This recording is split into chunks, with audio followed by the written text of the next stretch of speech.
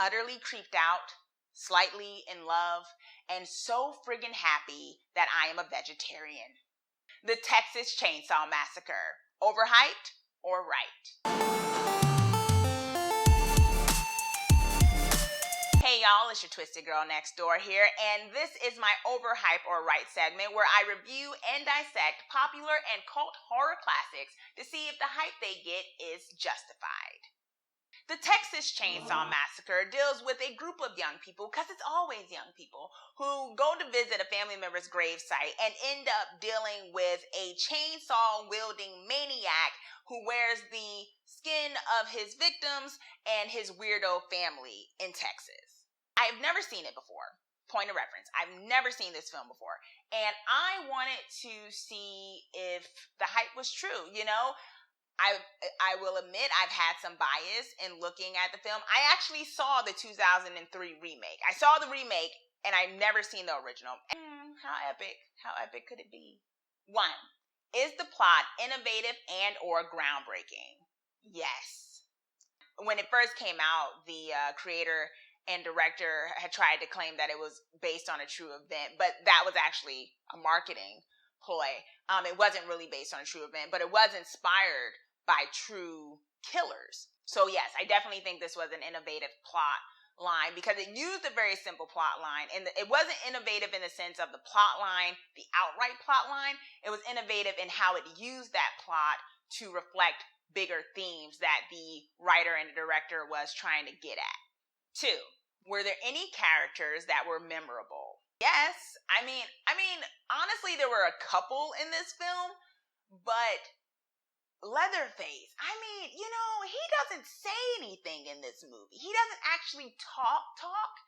He giggles and stuff, and I just, man, just the mannerisms with the chainsaw. It was just something kind of like ballet and kind of weird and psychedelic, but not. And it just worked. He said nothing. He had this thing on his face that, honestly, from this movie, I couldn't tell that it was skin at first. Yeah, Leatherface. This script, the scenes were just so simple yet so eerie, and they just really stood out. Things happen here about they'll tell about. I see things. The dinner scene. We're gonna let you have this one! My old grandpa's the best killer there ever was. Yes. I know in other videos people have questioned if I have a soul because there's just certain things that don't scare me. Like I was saying, The Exorcist, I wasn't scared by that. And this movie creeped me out. And not because of some weird, fear of the backwoods or the country people or things like that, which, can be stereotypes of people who don't live in the city and whatnot. No, just the way that it just built tension. There was something about the way this was filmed that was so effective. It was simple, but it was so effective. There were a few things when it came to context of this film and doing the research of when it came out. One being, like I had mentioned earlier, about how the writer and director had basically tried to say it was inspired by a true story, or that it was a true story. And the thing that's interesting about that is that we find out later, years later, Google, blah, blah, blah, is that it wasn't a true story, right? Like that didn't actually happen, but it was based off of true, killers in real life. But also, more so, that wasn't even the main reason why he was saying it was a true story. What he was doing, it was sort of a play on kind of his rebellion, I read in an interview, against the idea of him believing that the government was lying to people about, Watergate, about the Vietnam War, and how with the news media the mainstream news media kind of glorifying these lies or these half-truths. And so what his movie was doing was kind of playing into this idea of, yeah, this is a true story. And there's no way you can verify that, can you? And then there's other themes in this film, such as the question of when corporations, when companies, when capitalism up and leaves towns and leaves workers who, depend on a certain industry that makes it so that they have a living, they don't have that anymore. What happens to them? Because one of the themes in the film was dealing with this weirdo family who were a bunch of butchers at one time. They worked in the meat industry. And so when the meat industry left, they had no way of making regular meats. So what happens to these people? Of course, this is an extreme view, but it was still, and I'm not pulling this out of my behind. This was actually a thought process in looking at, the way what was going into this script. And I just thought that was really smart because, talking about the working class and things of that nature and using horror to do that.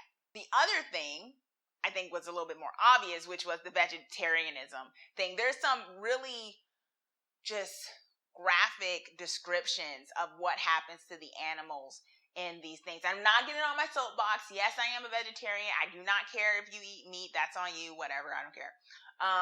But it does have that theme in it, and it's something to be said for that this movie actually was something like anti-meat.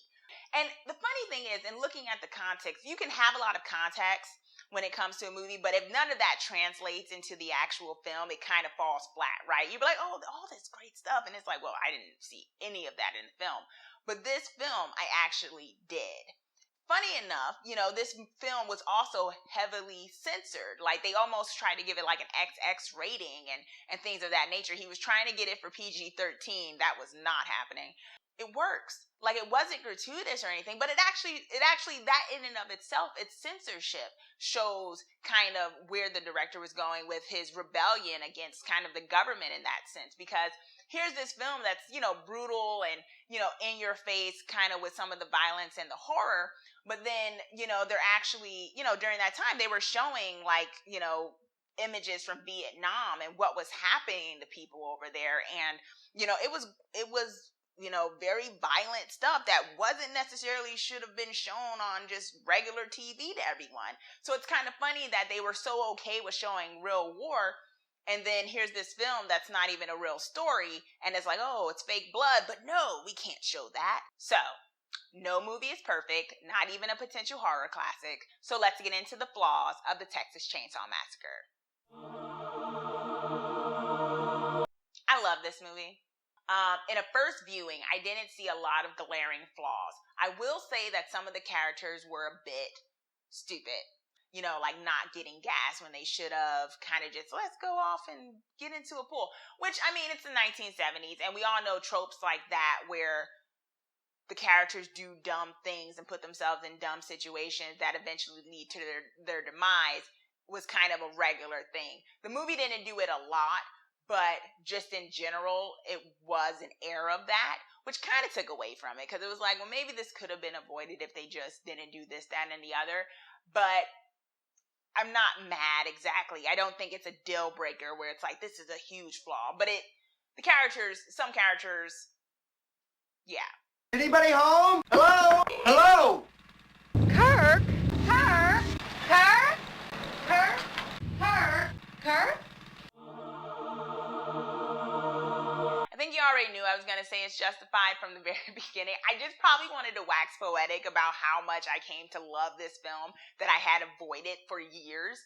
And I am so sorry that I watched the 2003 remake and didn't just watch this instead. So, did you watch the Texas Chainsaw Massacre? Do you agree with my assessment that it is a justified horror classic or not? Let me know, comment down below, let me know your thoughts, and also be sure to subscribe so that you are the first to know when I post my videos of all things horror. Thanks for watching. Let's get creepy together.